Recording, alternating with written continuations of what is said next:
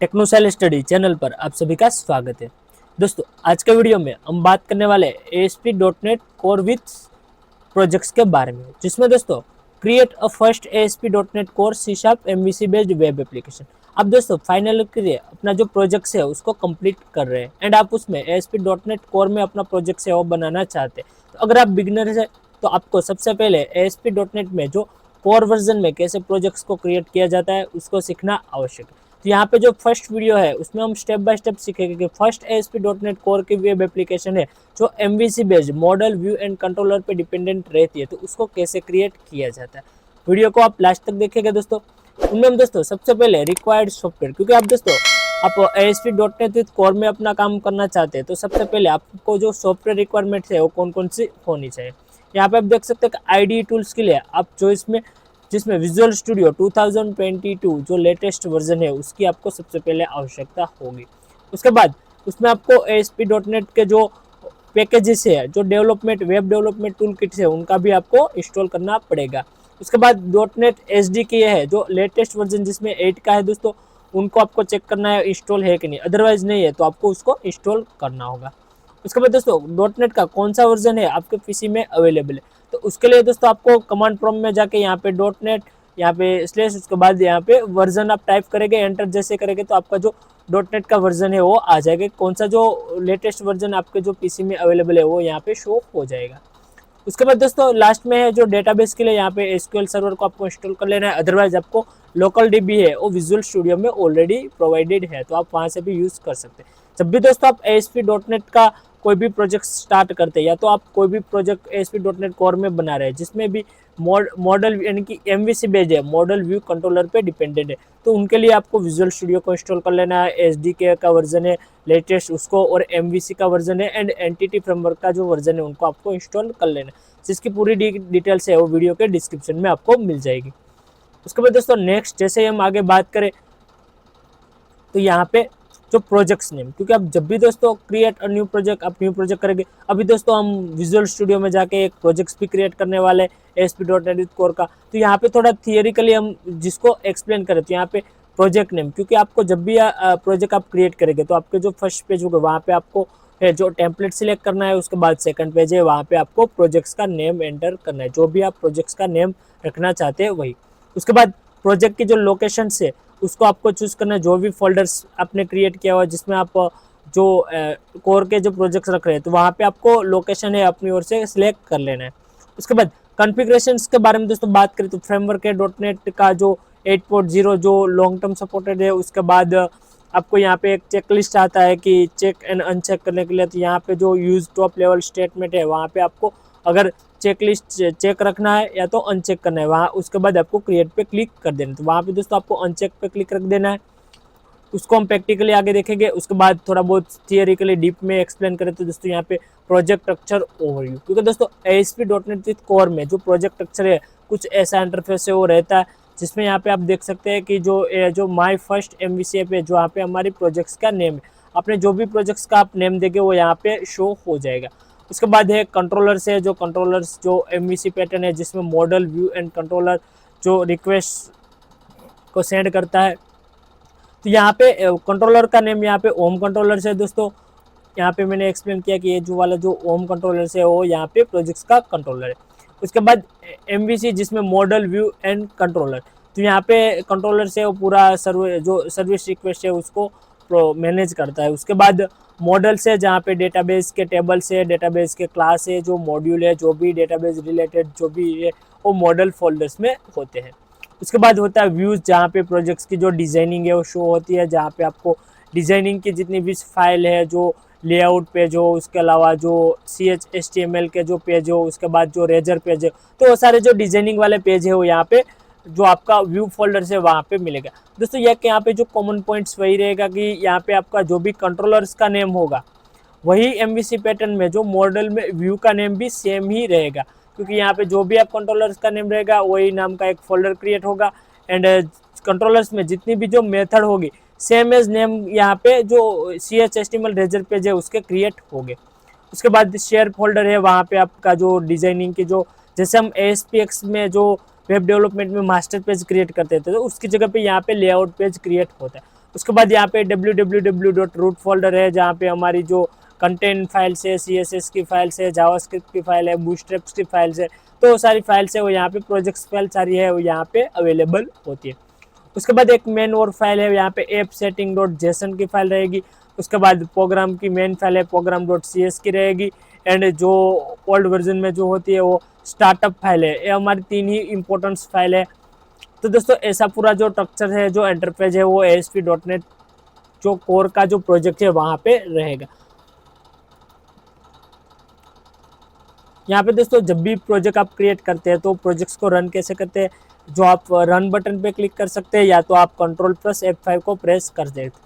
उसके बाद दोस्तों जैसे आप प्रोजेक्ट्स कोई भी रन करेंगे तो यहाँ पे जो HTTPS उसके बाद // उसके बाद लोकल पोस्ट है, वहाँ पे जो एड्रेस है वो शो होगा। एंड यहाँ पे पहले है जो कंट्रोलर्स का नेम है वो शो होगा। उसके बाद यहाँ पे जो व्यू का नेम है वो यहाँ पे शो होगा। मान लो फॉर एग्जांपल यहाँ पे आपका ओम नाम का कंट्रोलर था, तो यहाँ पे कंट्रोलर का नेम है वो पहले रहेगा यहाँ पे ओम नाम का कंट्रोलर।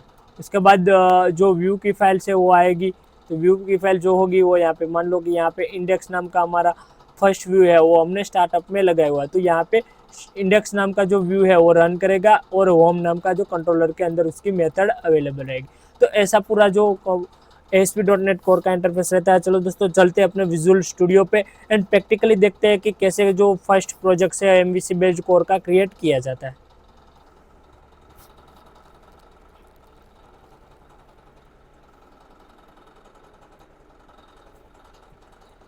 जब भी दोस्तों आप ASP.NET विद कोर MVC पे वर्क कर रहे हैं तो यहाँ पे आपका जो विजुअल स्टूडियो का वर्जन है वो लेटेस्ट वर्जन आपको रखना है। यहाँ पे अभी लेटेस्ट वर्जन है 2022 का मैंने ऑलरेडी इंस्टॉल किया। इसके बाद का भी एक जो लेटेस्ट वर्जन आ चुका है बट वो अभी बीटा वर्जन में अवेलेबल है। डेवलपिंग के लिए उसका यूज़ अभी के लिए नहीं दिया गया है। उसके बाद दोस्तों जैसे ही विजुअल स्टूडियो को आप ओपन करेंगे, अगर आप बिगनर से तो आप वीडियो को कंप्लीटली देख सकते हैं स्टार्टिंग से लेकर। अगर आप एडवांस लेवल में आप कर रहे हैं तो आप वीडियो को थोड़ा स्किप भी कर सकते हैं। यहाँ पे दोस्तों सबसे पहले विजुअल स्टूडियो पे आ जाना है एंड यहाँ पे जो राइट साइड जो लास्ट वाला ऑप्शन है क्रिएट और न्यू प्रोजेक्ट्स का, उस पर आपको क्लिक कर देना है। उसके बाद दोस्तों यहाँ पे जो टेम्पलेट सारे हो आपको यहाँ पे मिलेंगे। यहाँ पे देखिए ASP.NET कोर वेब ऐप है, उसके बाद ब्लेजर सर्विस ऐप है, ASP.NET कोर वेब ऐप है। उसके बाद हमें दोस्तों यहाँ पे कंप्लीट करना है ASP.NET core web app model view controller, यानी कि जो MVC पैटर्न है ये वाला जो टेम्पलेट है उसको आपको सिलेक्ट करना है। उसके बाद यहाँ पे जो नेक्स्ट वाला बटन है उस पर क्लिक कर देना है। यहाँ पे कॉन्फ़िगर योर न्यू प्रोजेक्ट का एक आपको फॉर्म से वो मिलेगा, पेज मिलेगा। यहाँ पे दोस्तों आपको प्रोजेक्ट्स का नेम है वो दे देना, जो भी आप प्रोजेक्ट्स का नेम देना चाहते हैं। अगर आप फर्स्ट प्रोजेक्ट्स बना रहे हैं तो यहाँ पे first project with MVC core. Okay दोस्तों हम कोर का यूज़ कर रहे हैं। उसके बाद यहाँ पे जो प्रोजेक्ट का लोकेशन है वो आपको सिलेक्ट करना है। जो भी डायरेक्टरी में आप अपना प्रोजेक्ट का लोकेशन सेट करना चाहते हैं तो वो यहाँ पे सेट कर लेना है। उसके बाद सॉल्यूशन नेम अगर आप सेम रखना चाहते हैं तो यहाँ पे सेम रखना है। अगर उसकी डायरेक्टरी चेंज करना चाहते हैं तो आपको यहाँ पे अनचेक करना है एंड यहाँ पे आपको डायरेक्टरी या सॉल्यूशन नेम है उसको चेंज कर देना है। अदरवाइज यहाँ पे जैसे आप चेकबॉक्स को क्लिक करेंगे तो सेम जो प्रोजेक्ट्स का नेम है वही रहेगा। उसके बाद दोस्तों यहाँ पे नेक्स्ट वाला बटन है उस पर आपको क्लिक कर देना है। उसके बाद यहाँ पे आपको जो एडिशनल इन्फॉर्मेशन का एक पेज है वो आपके सामने शो हो जाएगा। यहाँ पे दोस्तों ASP.NET कोर वेब पेज जो मॉडल व्यू एंड कंट्रोलर्स का पेज आपको यहाँ पे मिलेगी। यहाँ पे आपको फ्रेमवर्क को सिलेक्ट करना है। यहाँ पे दोस्तों लेटेस्ट फ्रेमवर्क 8 तक अवेलेबल है। यहाँ पे मेरे जो विजुअल स्टूडियो में 6 और 7 का .NET जो फ्रेमवर्क है वो अवेलेबल है कोर के लिए, तो यहाँ पे मैं 7 वाला है उसको सिलेक्ट करता हूँ। उसके बाद यहाँ पे ऑथेंटिकेशन है तो ऑथेंटिकेशन में आपको अभी के लिए नॉन को सिलेक्ट कर देना है एंड उसके बाद यहाँ पे कॉन्फ़िगर फॉर HTTPS पे आपको चेक रखना है। उसके बाद यहाँ पे जो do not use top level statement का जो चेक बॉक्स है वहाँ पे आपको अनचेक्ड रखना है एंड यहाँ पे आपको क्रिएट वाले बटन पे क्लिक कर देना है। देखिए दोस्तों यहाँ पे पूरा आप प्रोजेक्ट स्ट्रक्चर के बारे में देखें तो यहाँ पे सॉल्यूशन एक्सप्लोरर पे आप एक बार देखेंगे तो आपको पूरा जो प्रोजेक्ट का स्ट्रक्चर है वो समझ में आ जाएगा। अगर दोस्तों यहाँ पे जो सॉल्यूशन एक्सप्लोरर है वो शो नहीं हो रहा है तो आपको यहाँ पे व्यू वाले मेनूज पे जाना है नेविगेशन में। उसके बाद यहाँ पे देखिए फर्स्ट वाला ऑप्शन है सॉल्यूशन एक्सप्लोरर, उस पर क्लिक कर देना है तो यहाँ पे राइट साइड है वो सॉल्यूशन एक्सप्लोरर से वो शो हो जाएगा। उसके बाद दोस्तों यहाँ पे जो फर्स्ट जो यहाँ पे प्रॉपर्टीज़ का आपको फोल्डर मिलेगा, उसके बाद यहाँ पे डिपेंडेंसीज का आपको ऑप्शन मिलेगा एंड यहाँ पे होगा www.root फोल्डर। यहाँ पे दोस्तों आपकी CSS की फाइल है, जावास्क्रिप्ट की फाइल है, पूरी लाइब्रेरी की फाइल है, फॉन्ट्स की फाइल है, तो यहाँ पे अवेलेबल है। अगर दोस्तों यहाँ पे हमने ऑलरेडी जो ASP.NET Core विथ MVC का टेम्पलेट शेयर किया है, तो यहाँ पे आपको बाय डिफॉल्ट से वो एक आपको वेब फॉर्म से जो मास्टर पेज है वो ऑलरेडी ASP.NET Core में डिजाइनिंग किया हुआ आपको मिलेगा, ताकि आप फॉर एग्जांपल के लिए आप उसको समझ सकें। उसके बाद यहाँ पे कंट्रोलर्स के बारे में दोस्तों बात करें तो यहाँ पे देखिए हमारा ओम नाम का जो कंट्रोलर्स है ऑलरेडी यहाँ पे बना हुआ है। यहाँ पे सारी है जो हेडिंग फाइल है। उसके बाद यहाँ पे कंट्रोलर्स का नेम है ओम नाम का हमारा पूरा कंट्रोलर्स है। उसके बाद यहाँ पे ऑलरेडी हमको जो मेथड्स है, यहाँ पे दो मेथड ऑलरेडी अवेलेबल है। जो गेट मेथड है दोनों ही एक है, इंडेक्स नाम की मेथड है जो व्यू को रिटर्न करेगी। उसके बाद सेकंड वन है वो है प्राइवेसी नाम की जो मेथड है, वो भी व्यू को रिटर्न कर रही है। उसके बाद यहाँ पे जो आप देख सकते हैं कि जो रैंडमली है जो हमने जो लॉन्गर नाम का जो सिलेक्ट किया हुआ है।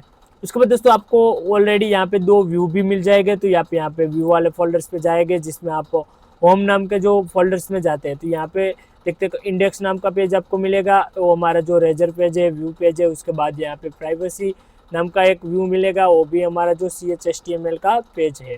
उसके बाद दोस्तों मॉडल वाले फोल्डर में जाते हैं, तो यहाँ पे हमारी मॉडल फाइल से वो अवेलेबल होगी। अभी के लिए यहाँ पे मॉडल फाइल अवेलेबल नहीं है। यहाँ पे जो एरर व्यू नाम की जो मॉडल फाइल बाय डिफॉल्ट हमको मिल रही है, तो वही यहाँ पे अवेलेबल है। अगर दोस्तों यहाँ पे आप न्यू मॉडल्स को ऐड करना चाहते हैं, तो यहाँ से डायरेक्ट आप राइट क्लिक करके मॉडल पे क्लास पे सिलेक्ट करके आप जो कर सकते हैं। उसके बाद डिपेंडेंसी करके इनको कनेक्ट भी कर सकते हैं। उसके बाद यहाँ पे जो एक शेड नाम का फोल्डर मिलेगा व्यू वाले पेज में, वहाँ पे आपकी जो लेआउट की फाइल है वो मिलेगी। यहाँ पे दो फाइल ऑलरेडी बाय डिफॉल्ट आपको मिलेगी। एक फर्स्ट वन होगी वो व्यू स्टेट की होगी, एंड जो सेकंड वन होगी वो जो सेकंड वन व्यू इंपोर्ट्स की फाइल आपको यहाँ पे मिल जाएगी।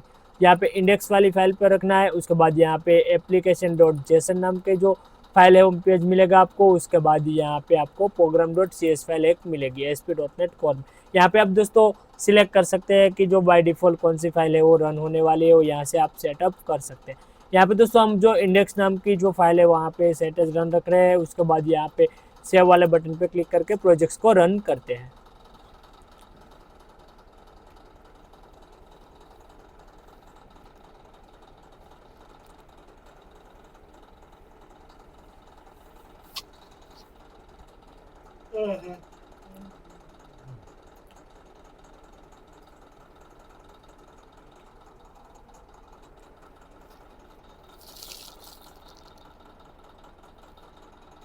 देखिए दोस्तों हमारा जो फर्स्ट प्रोजेक्ट है ASP.NET Core का, वो ऑलरेडी यहाँ पे रन हो चुका है। यहाँ पे दोस्तों हमने जो भी डिटेल सेट की है वही यहाँ पे दिखेगी। एग्जाम्पल के लिए हमने दोस्तों वीडियो को शॉर्ट में कंप्लीट करने था, जो बिगिनर्स के लिए है वो कम्प्लीटली कैसे जो फर्स्ट जो प्रोजेक्ट्स है उसको क्रिएट किया जाता है, तो उसी के लिए हमने एक जो पेज है यहाँ पे क्रिएट किया हुआ है, ताकि हमें जो ASP.NET Core में हम डायरेक्ट जा रहे हैं तो उसको आसानी से समझ सकें, आसानी से कम्प्लीटली कर सकें। उसके बाद यहाँ पे प्राइवेसी पेज है, यहाँ पे आप देख सकते हैं जैसे URL में, तो यहाँ पे जो लोकल होस्ट का एड्रेस है, उसके बाद होम नाम का कंट्रोलर है, एंड प्राइवेसी नाम का जो व्यूज है वो ऑलरेडी यहाँ पे रन हुआ है। यहाँ पे दोस्तों जैसे आप प्रोजेक्ट क्रिएट करेंगे तो आप उसमें जो अलग अलग जो फीचर्स पे डिपेंड करता है कि उस पर आप डिजाइनिंग करेंगे एंड कोडिंग आपको कंप्लीट करेंगे। तो दोस्तों नेक्स्ट वीडियो में हम बात करेंगे कि जो पूरा कंप्लीटली जो डिजाइनिंग है वो कैसे हम जो डिजाइनिंग पेज है उसको क्रिएट कर सकते हैं, एंड कैसे बैकएंड में हम जो उसका जो कंट्रोलर्स है उसमें मेथड को ऐड कर सकते हैं। तो दोस्तों ऐसे ही जो ट्यूटोरियल से मैं लेकर आपके समक्ष आता रहूँगा। अगर दोस्तों आपको वीडियो पसंद आए तो वीडियो को लाइक करो, शेयर करो एंड कमेंट करो। एंड अभी तक आपने हमारे चैनल टेक्नो साहिल स्टडी को सब्सक्राइब नहीं किया तो प्लीज़ दोस्तों हमारे चैनल टेक्नो साहिल स्टडी को सब्सक्राइब कर दीजिएगा, एंड जो बेल आइकन के बटन को प्रेस कर दीजिएगा, ताकि जब भी न्यू वीडियो अपलोड हो तो इसको नोटिफिकेशन बहुत ही जल्द आपको मिल जाए। दोस्तों बहुत जल्द मिलेंगे एक न्यू वीडियो में एक न्यू टॉपिक के साथ। थैंक यू दोस्तों, धन्यवाद दोस्तों।